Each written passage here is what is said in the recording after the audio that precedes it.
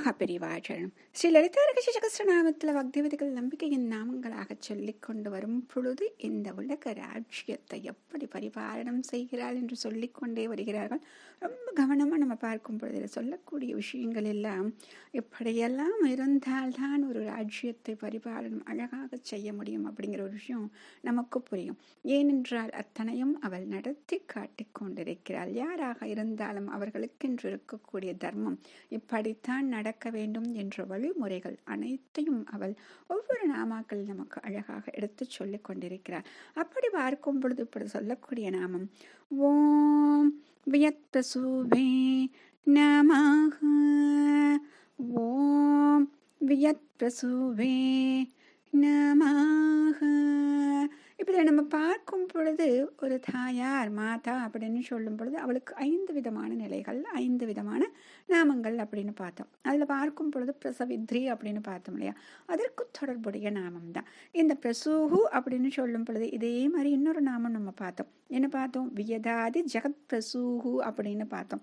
அதாவது இதில் வியத் என்று சொல்லக்கூடியதாக இருக்கக்கூடிய ஆகாசத்தை பெற்றெடுத்தவள், தாயாராக இருப்பவள் அப்படின்னு சொல்றது. முதல்ல சொல்லும் பொழுது வியத் முதலான இந்த ஜகத்தையும் அப்படின்னு சொல்லி சொன்னாங்க. இப்பொழுது விசேஷமாக இந்த ஆகாசத்தை அப்படின்னு சொல்றாங்க. எதற்கு நமக்கு தோன்றும் இல்லையா? அவள் சிருஷ்டிக்கிரமம் செய்யும் பொழுது முதலில் எதை படைக்கிறாள் என்றால் ஆகாசம். அப்படி அந்த ஆகாசத்தை முதலில் படைத்ததால் அதற்குரிய ஒரு முக்கியத்துவம் கொடுப்பதற்கு இந்த ஒரு நாமத்தை சொல்கிறார்கள். அதே போல் இந்த உலகத்தை படைக்க வேண்டும் என்று நினைக்கும் பொழுது முதலில் ஆகாயத்தை பெற்றெடுத்தாள் அப்படின்னு சொல்றாங்க.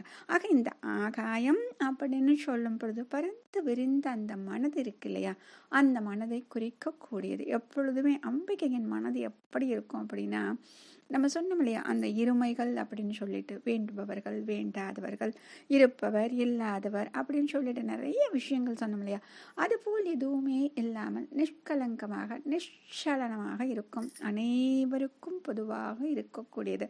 இவர்களுக்கு அவர்களுக்குன்னு எதுவுமே பங்கிட்டு கொடுக்க முடியாது, அப்படி பங்கே போட முடியாது.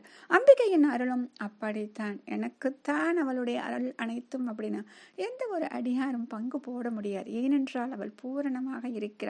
எவ்வளவு கொடுத்தாலும் அல்ல குறையாதது போல பூரணத்துவம் நிறைந்ததாகவே அவள் இருக்கிறாள்.